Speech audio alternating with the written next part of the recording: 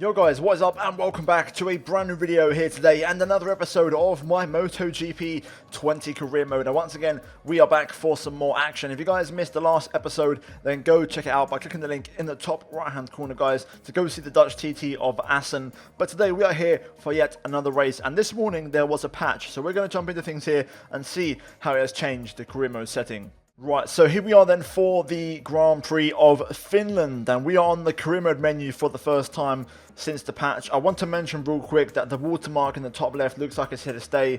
It seems to be some kind of bug with the new update, so I can't do anything about that, so I do apologise. In terms of R&D though, we do have new engine and electronic upgrades here today, and that's going to be quite interesting. As you'll see here on the calendar, we actually have development of the 2 component on the aero and engine, and also electronics. Actually quite a few different parts to test out on this one. Also salary payment for the staff, and we have refused a contract proposal from the Works Aprilia team. And the main thing is, of course, the Grand Prix of Finland, a brand new track. So we're going to jump into practice and we're going to see what the KymiRing is like.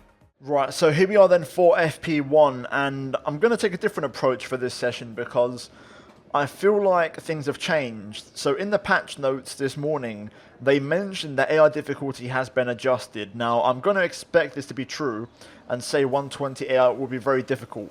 Having said that, I think today we're not going to focus on development tests. Reason being is because the KymiRing is a new track and we need to learn it. So my focus is going to be on trying to pump in laps and try and do the best job we can and try and learn the track. So that's what we're going to be focusing on here today, and we're going to be using this practice session to try and feel comfortable around this track. So we've got 2 soft tyres strapped onto the bike, 13 laps of fuel, so we're going to get this underway and we're going to see how the track is and how the bike feels around this brand new circuit on the calendar. So the first time we have to beat is Espargaro as Oliveira crashes right in front of us. Oh, that's distracting me a little bit there. We almost follow him onto the grass. Not sure which Espargaro has set that lap time, but I have noticed already in my 30 seconds on track, a lot of riders crash around here. There seems to be a glitch again, where the riders seem to have an accident around here. No idea where to brake. I've seen gameplay of the track, so I've got a rough idea as we brake way too early for the hairpin. But yeah, generally speaking, I don't really know this layout too well, so Oliveira crashes for a second time. Anyway, let's just try and learn the layout and see where we're going. Currently 2.6 down on Espargaro. It does seem like that AI have instantly had a pace improvement. Sure, I don't know the layout, but to be that far off, this lap hasn't been that bad, to be honest with you. At least I don't think it has been. So I think that AI have definitely got more pace. Right, lap 1 in the books, 3.1 off the pace. Let's try and shave some lap time off that. Right, lap number 2. Second and third sectors have improved. A little bit scruffy there on the exit, but we do go faster. 2.7 off the pace now. Still quite a way off though. We've got a KTM leaving the pits there. That's Brad Binder. Have to get out of that. That's cost me some time. Turns 1, 2 and 3 remind me of 1, 2 and 3 at the Indian Grand Prix on F1. If you guys remember the start of the lap around there, they were exactly the same pretty much. That's pretty tidy as Bagnaia goes down. I'm expecting Binder to get back past on this lap as I don't have much pace. There's no reference point for this brake zone at all. I kind of brake between the MotoGP poster and the first white line, but there really is no indication as to where to brake. You just can't kind of guess really, which is interesting. After a big long back straight like that, we've messed up a little bit through there. There's kind of like a left, a left right left or right left right. I don't know what to call it, but just to kind of flow your corners. And there's this little small straight here, but I'm not sure I'm feeling the track, to be honest with you. Just feels very slow. There's too many slow corners. You don't get out of second gear around here. I don't know if they changed the handling in this patch, but the wheelies have definitely made a return. They're a lot more noticeable, or at least maybe around this track anyway, as Morbidelli and Zarco go down. We're on a better lap here.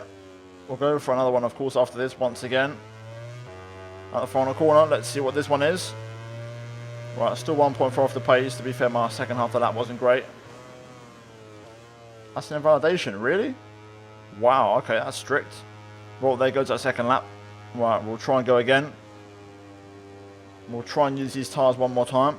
Feels like they've made the brakes a bit more sensitive as well.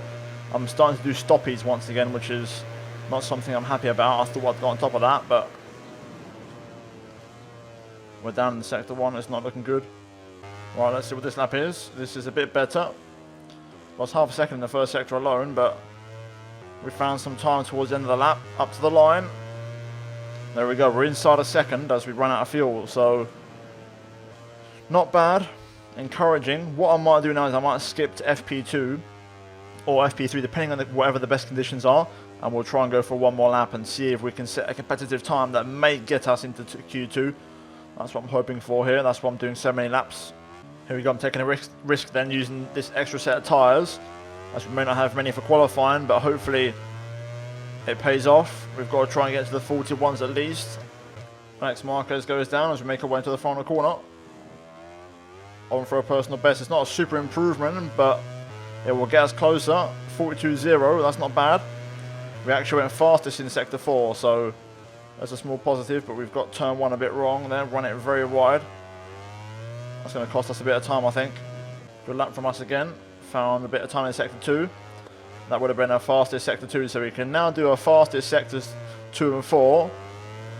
That was a bit messy, that. A bit of a wheelie there on the exit, which is not going to help. Pushing it to the limit now as we go through the final section. We're nowhere quick through here. Again, a million different lines you can take through that final corner. And also gears as well. I'm still not sure what best gear is for me. Across the line though, we don't actually improve, we lose a bit of time.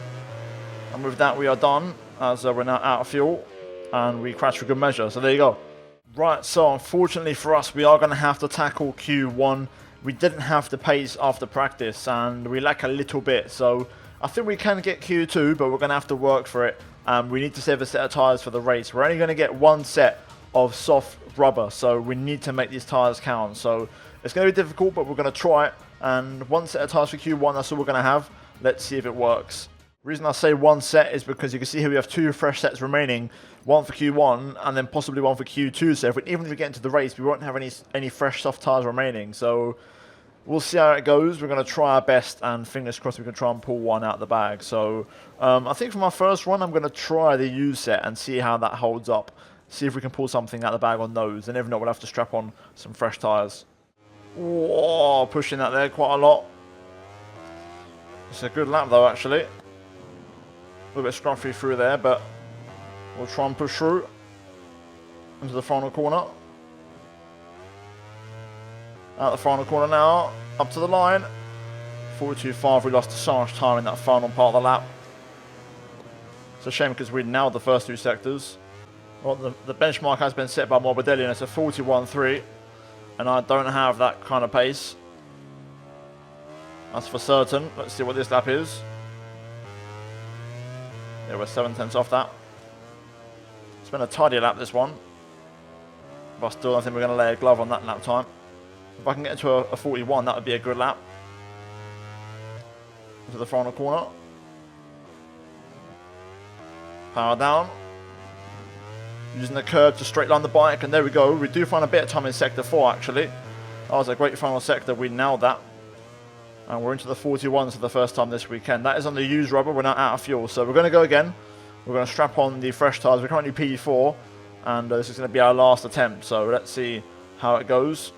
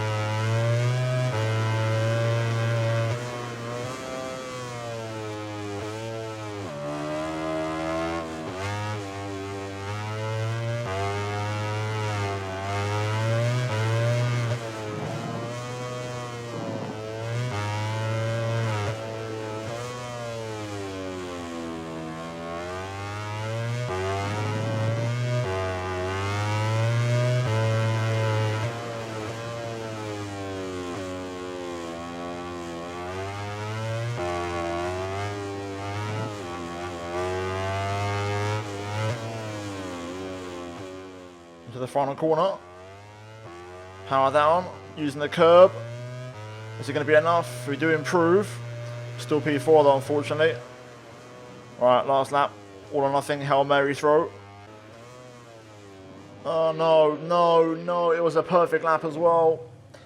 Oh no, the lap was perfect. We was only a 10th off after 2 sectors, and we know we're strong in the second part of the lap. Oh well, that's going to be in the qualifying. Currently P5, looks like it's going to be all she wrote for this session. And there it is, P5 in Q1, so we didn't even advance. To be fair, it would have been tricky because the pace off the front two was very strong.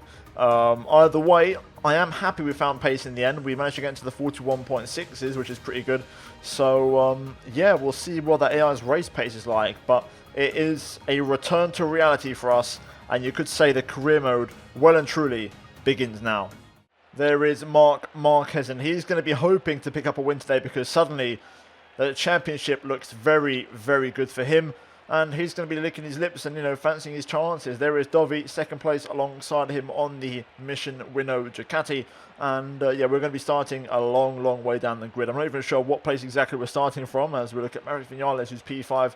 Right, strategy around here is going to be key. And I feel like the soft tyre is the only way to go in this race. We need to be aggressive and we need to have a tyre. We're starting down in P15, so we are currently in a 1 World Championship point position, but we can do better than that.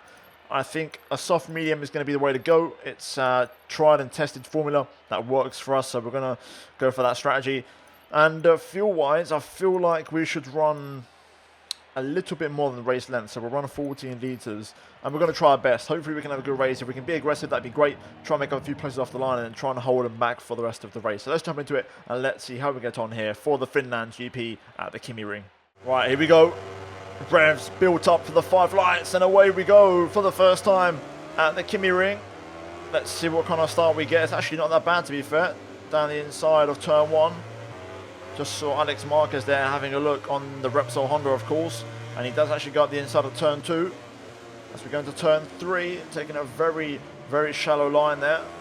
AI being quite aggressive. Getting the elbows out early on as we kick out onto the back straight. Let's try and get a slipstream here from a rider in front, if possible. We get past a bunch of bikes weaving all over the place, trying to find a bit of space on track.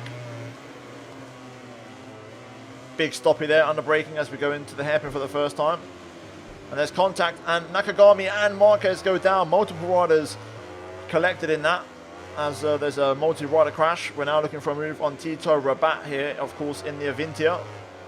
We're going to try and slide one on the inside. We're running a bit of a switchback line through this entire section, but we do get ahead of Rabat. Let's get a good exit here. We're up to P11 as we're now on the inside of Jack Miller on the brakes. Miller back down the inside though, as Quattararo looks behind him. Let's try and get the power down if we can out of here. As we go into the downhill section now for the first time. Trying to hold on to this P12. Can we get on the inside of Miller here? Having a look, a little bit rough and a bit of contact, but there we go. We make the move on the inside. Is Miller still there? No, he isn't. So there we go. We move up to P11 now. Rabat up into the top 10. Great start from him on the Satellite Ducati as we now try to look to close up on these guys. Quattararo up in P9. And now to the front corner for the first time, taking a very low early apex to avoid riders going down the inside line. And there we go, lap 1 at the KymiRing in the books, and we're up to P11. So it's been a good lap 1 and good pace so far, it seems like. We've definitely done a good job to get up to AI speed around here. And I think we'll get better as the race progresses. As Marc Marquez goes down into turn 3, the man who I thought was going to win this and claw some points back in the championship. Marquez has gone down. He has gone down early, so he will get a chance to recover. But surely he's got to have pretty bad bike damage. So again, confirmed to me that there seems to be a bit of a glitch at turn 3 where the riders go down. They were doing it all the time in practice. As we go on, late on the brakes here, we're running this in a bit hot. Keep it on the asphalt, which we do. But we've given up position there to Joan Mir on the Suzuki. We'll try and get him back though through this downhill section, running the switchback line like we did last lap. Right on the outside, can we get it? Looks like we can't. Mir goes through, but he's going to have a very shallow line out of there, but he actually does a good job of hanging on, to be fair to him. 42.5 from Crutchlow. That's the race pace, that's where we're at. Let's see if we can get a move on these guys now. Vinales in P8 seems to be struggling with pace. Rabat doing a great job of hanging in there on the Vinci Ducati as we make our way up towards turn number 3. I'm going to try and set up a switchback line if I can and get a good exit. That's not too bad, but we're a bit far for a toe. Maybe we can get Rabat possibly, because we know the satellite bikes aren't the fastest. And I'm pretty good on the brakes into here actually as we cruise past Vinales. We know how slow the M1s are on the straight, the Yamaha of course, not the best bike. Contact with the Rabat there, not the cleanest move, but we do progress up into P9. So double overtake. Joan Mir also makes a double move, so let's try and stick with him. We've got Valentino Rossi there battling with Morbidelli in front, but so far the race pace looks a bit better and we're able to survive. I mean, the good thing is Marquez has crashed. At the minute we're outscoring our main rival in the championship, which is Christmas for me, so I'm not going to complain too much. Dovi's down a P6 now. He's had a shocker of a lap. He started P2 and he's dropped down massively, and Morbidelli and Mir all over the back of him. Rossi's moved up to P5, but we're closing in on these lot now. Looks like the soft medium is working well for us. Tyres are holding on quite nicely. Mir is very wide there. Do I dare go for the send? I had a look on the brakes, but to be fair, they are pretty good on the brakes into the final corner. Crutchlow setting the pace, 42.5 once again. Right, let's see if we can make a move here on one of these guys. Mir and Dovi getting very fasty. This is going to give me a chance to maybe get past, hopefully.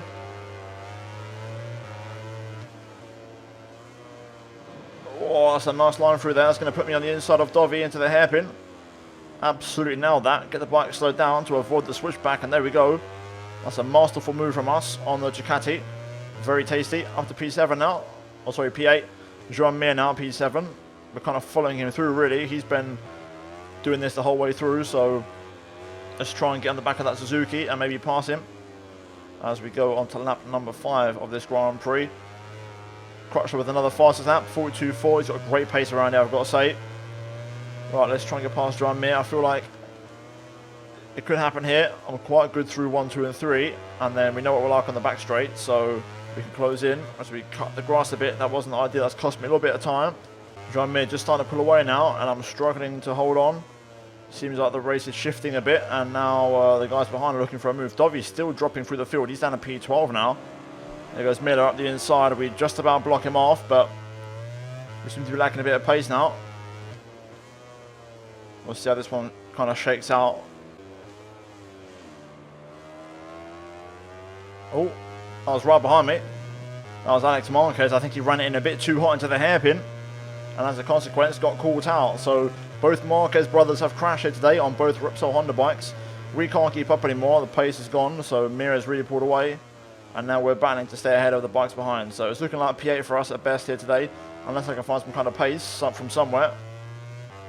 Bike doesn't feel that bad, you know, pace doesn't feel that bad. It just seems like the AI have found something in the last lap or so. Miller down the inside. He had another look there. We are now really struggling for pace. We're in the high 43s every single lap.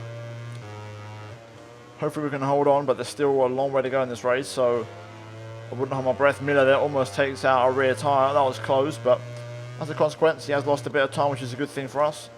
Here we go. There goes Miller on the Ducati. He blasts past. Trying to go back down the inside here. It's a late one. There's a little bit of contact, but it's a clean move from my end. I think Miller tried to turn in there, and I was still there. But I had the insider. Now, to be fair, I didn't outbrake myself. I kept that pretty clean, in my opinion. Johan Zark up to P9. So both the Vinces going pretty well here today. This is going to be a battle of survival, trying to stay on P8. That would be a great result for us. That was a better lap from us, a low 43. A little bit more on the money, as now Miller and Zarka actually started battling behind us. So that might give us a little bit of breathing room to pull away a little bit, which is good. I'm going to run a little bit of power mode too as well, just to burn off a bit of the excess fuel. Oh, contact. I went from light to moderate there, whatever that was. I'm guessing that was moderate contact. The game kind of glitched out a bit there, so we've now got moderate damage on the bike, thanks to that contact from Zarko, who just ran it in way too hard, because I had the corner.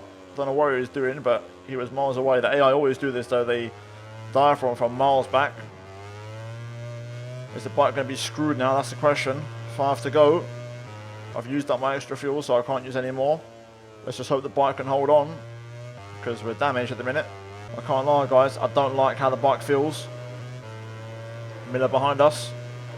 Trying to pull out the toe whenever I can. But we are massively down on straight line speed now though. Get it slowed down to the apex, there we go.